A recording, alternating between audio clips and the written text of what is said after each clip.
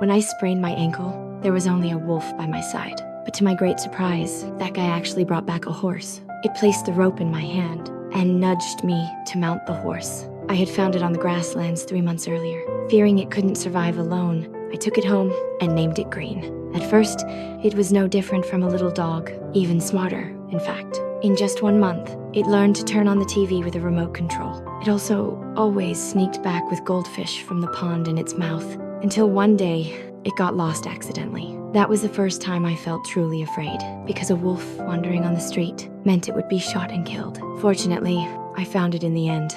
But I also realized that the city was not its home, so I returned to the place where I had picked it up, ready to give it back to the wilderness. But it had already lost its wolfish instinct, and couldn't even beat a dog in a fight. One day, a few poachers tried to capture it. That fool didn't even know how to run away. I can only try to drive it away. 不要过来，跑！跑！你要记住，以后妈妈叫你跑的时候，你必须马上跑，不要管妈妈，听见没？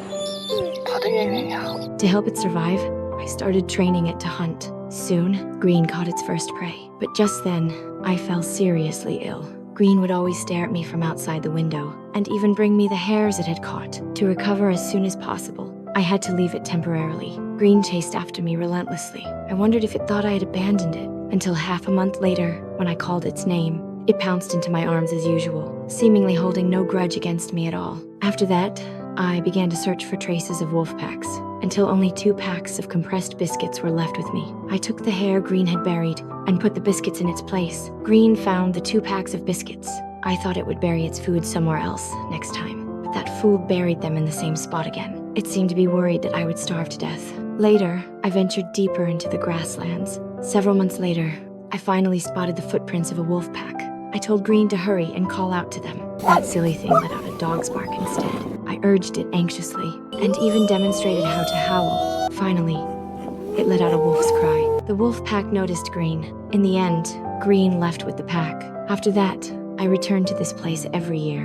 I wanted to see how it was doing, but I never found any trace of it again. Strangely enough, there were always the corpses of hares and otters around the house. I thought they were caught by my dog, until I found several crumpled candy wrappers in front of the statue of the little wolf.